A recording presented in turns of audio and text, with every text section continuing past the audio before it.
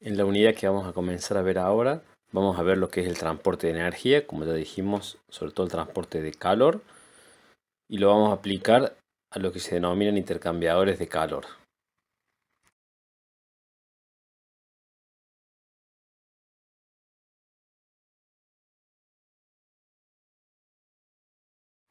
Los intercambiadores de calor son equipos muy utilizados en la industria. Su uso es transferir calor entre dos fluidos, pueden ser entre dos líquidos, entre dos gases o entre un líquido y un gas. Vamos a suponer despreciable el calor intercambiado con el medio. Esto no es real, pero vamos a suponer este caso que es el más sencillo, lo cual implicaría que todo el calor que pierde el fluido caliente lo va a ganar el fluido frío. Eso nos va a permitir hacer un par de suposiciones que va a simplificar bastante el cálculo matemático.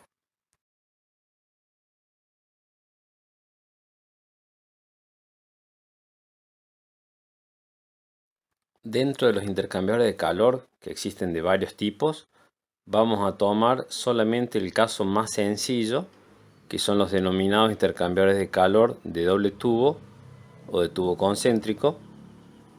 En cuarto año en tecnología de la energía térmica van a ver distintos tipos de intercambiadores de calor, además de este, van a ver de carcasa y tubo, de placa y otros tipos. Nosotros vamos a focalizar en este intercambiador, el más sencillo, y como dijimos antes, suponiendo que no hay pérdidas de calor con el medio. Este tipo de intercambiador de calor es barato, económico, fácil de construir y es un ejemplo sencillo para calcular. En general suelen ser dos tubos en el cual entra uno dentro del otro. Se hacen distintas soldaduras, pero son más o menos sencillas, y por el espacio interior del tubo interior circula un fluido y por el espacio anular entre ambos tubos circula el otro fluido.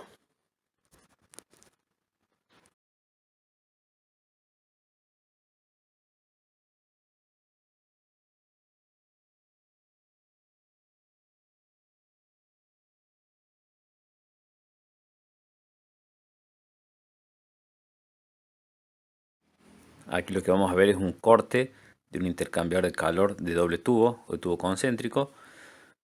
Lo que vamos a tener es los tubos, los caños están representados en el color gris. Vamos a tener un tubo interior que va a tener un radio interior R0 y un radio exterior R1 y un tubo exterior que va a tener un radio interior R2 y un radio exterior R3. Esos son los dos tubos.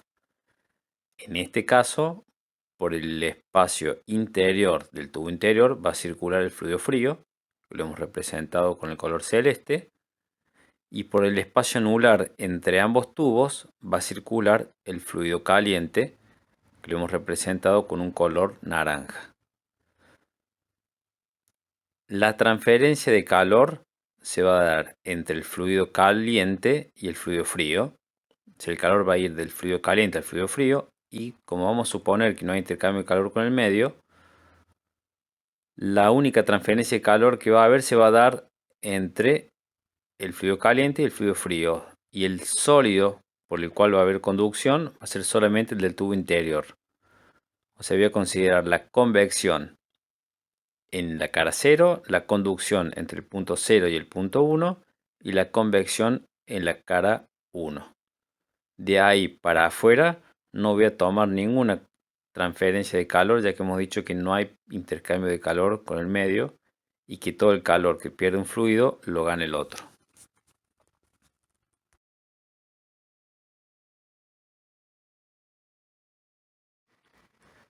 Si pudiéramos graficar la variación de la temperatura en función de la posición dentro del equipo, tendríamos las dos gráficas que tenemos en la parte superior, que son los diagramas de temperatura.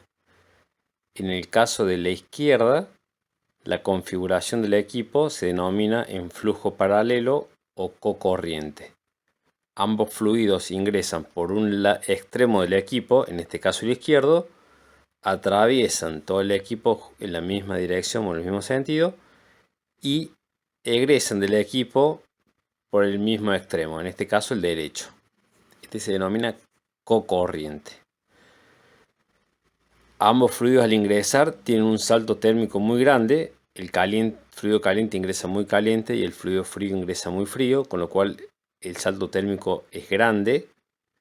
La transferencia de calor va a ser muy buena en esta primera parte y a medida que avanzan ambos fluidos por el equipo se van acercando las temperaturas y el salto térmico se va haciendo más pequeño. Si la longitud del equipo fuera infinita, podríamos decir que ambas temperaturas estarían casi tocándose, ¿sí? Recuérdense que a medida que se acercan y disminuye el salto térmico, disminuye también la transferencia de calor, por lo cual nunca llegarían a tocarse. En un caso de un equipo muy largo llegarían a estar muy cerquita, no más que eso. En la figura de la derecha, la configuración del equipo se denomina a contraflujo o contracorriente. Y en este caso, un fluido ingresa por el extremo izquierdo y el otro ingresa por el extremo derecho del equipo. Con lo cual, el salto térmico no es tan grande de ninguno de ambos extremos, pero se mantiene más o menos constante a lo largo de todo el equipo. Esto va a hacer que sea un poquito más eficiente operar de manera contracorriente que cocorriente.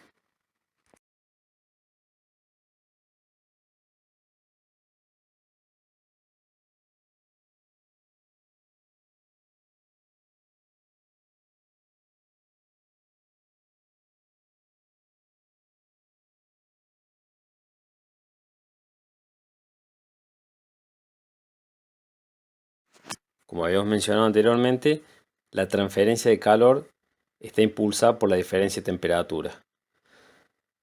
Entonces, como en el equipo, a lo largo del equipo va a ir variando esta diferencia de temperatura entre ambos fluidos, la forma de buscar una especie de promedio entre esa diferencia de temperatura va a ser definir lo que vamos a denominar el delta T medio logarítmico, que es una especie de promedio entre la diferencia de temperaturas de ambos fluidos a lo largo de todo el equipo. En la parte izquierda tenemos un equipo que funciona de manera cocorriente. Lo primero que hacemos es graficar el eje de las temperaturas y de la longitud del equipo. Colocamos la T de ingreso y T de egreso del fluido caliente y del fluido frío y planteamos como delta T la diferencia entre las dos temperaturas del lado izquierdo y delta T2 la diferencia de temperatura entre las dos temperaturas del lado derecho del equipo. En cambio, en la figura derecha planteamos igual. O sea, tengo un equipo cocorriente, pero delta T1 va a ser también las dos diferencias de temperaturas entre las temperaturas del lado izquierdo y delta T2 la diferencia de temperatura entre las dos temperaturas del lado derecho. Una vez que tengo delta T1 y delta T2, planteo que el delta T medio logarítmico va a ser igual a delta T1 menos delta T2 sobre el logaritmo de delta T1 sobre delta T2. Y este delta T medio logarítmico me daría una idea de la fuerza impulsora o de la diferencia de temperatura entre ambos fluidos a lo largo de todo el equipo.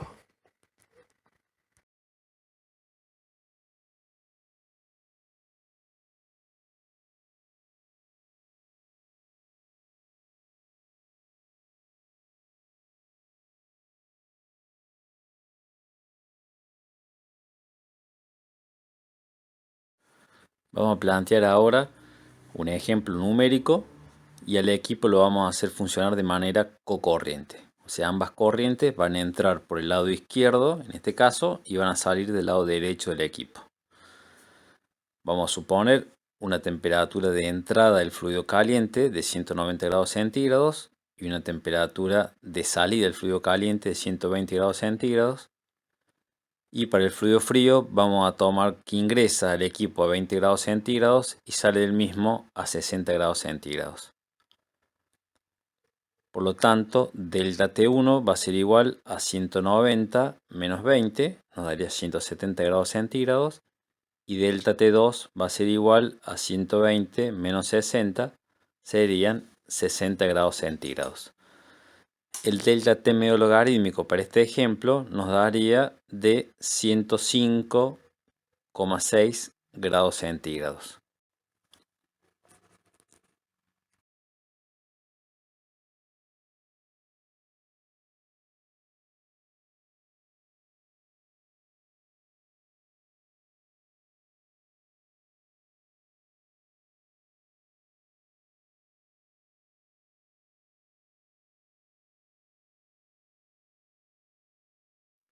Para el mismo ejemplo, el fluido caliente ingresa también a 190 y egresa a 120, y el fluido frío ingresa a 20 y egresa a 60, o sea que las temperaturas son exactamente las mismas, que serían las condiciones del proceso, pero lo voy a operar de manera contracorriente. El fluido caliente va a ingresar por la izquierda y va a egresar por la derecha, y el fluido frío va a ingresar por la derecha y va a egresar por la izquierda del equipo. En este caso, delta T1 va a ser igual a 190 menos 60, lo cual nos va a dar 130 grados centígrados. Y delta T2 va a ser igual a 120 menos 20, lo que nos va a dar 100 grados centígrados. En este caso, el delta T medio logarítmico va a ser igual a 114,3 grados centígrados. Recuerden que en el ejemplo anterior, en corriente, el delta T medio logarítmico era igual a 105 grados centígrados. ¿Qué nos quiere decir esto? Que es más eficiente desde el punto de vista térmico operar un intercambiador de calor de manera contracorriente. ¿Por qué?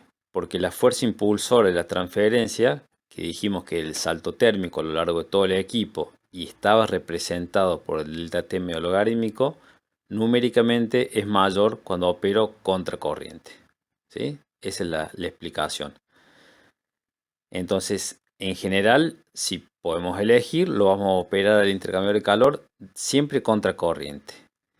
En algunos casos muy particulares en el cual yo necesito controlar muy bien las temperaturas de salida de los fluidos, generalmente de 1, lo voy a operar de manera cocorriente. Como por ejemplo, si yo necesito calentar algún jugo o pasteurizar una leche, algo que necesite una temperatura muy controlada, que si me paso quizás arruino el producto, en un caso de eso puedo utilizar cocorriente. Si no, en general voy a usar contracorriente. ¿Por qué? Porque al ser más eficiente el contracorriente me va a permitir con el mismo equipo lograr un mayor salto de temperatura o un mayor Q o una mayor transferencia de calor. O para igualdad de Q, con un área menor lo voy a lograr.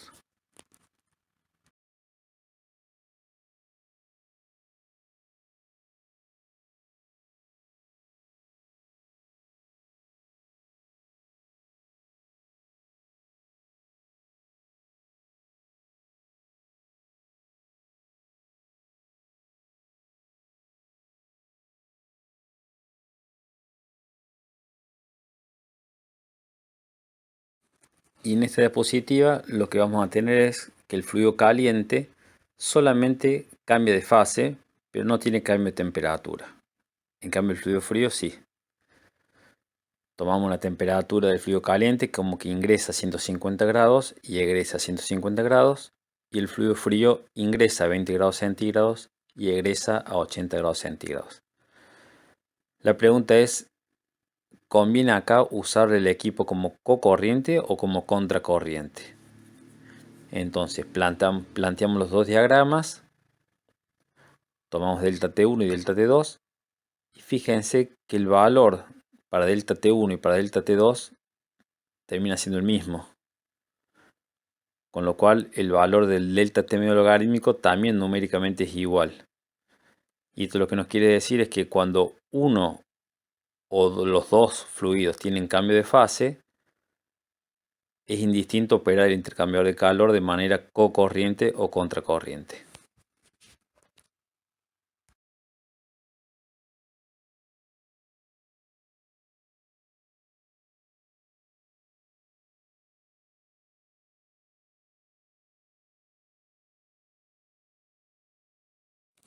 Ahora vamos a ver las ecuaciones de diseño del intercambiador de calor.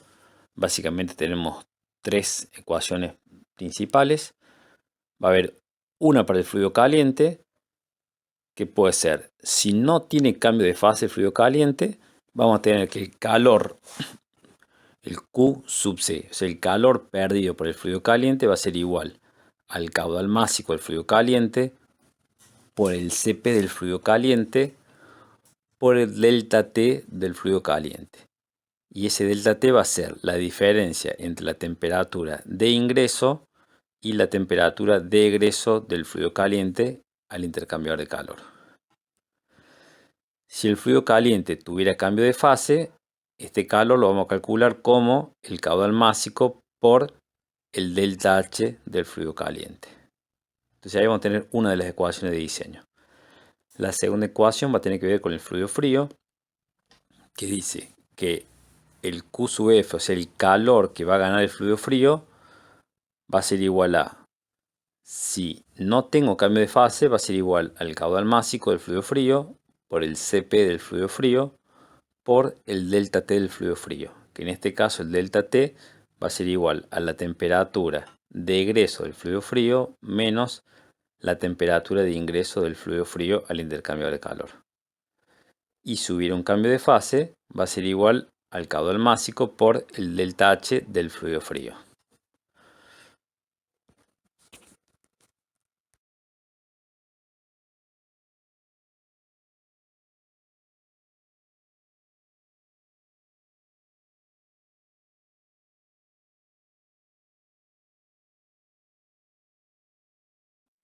Y la tercera ecuación de diseño del intercambiador de calor no tiene ya que ver con los fluidos, sino con el equipo en sí.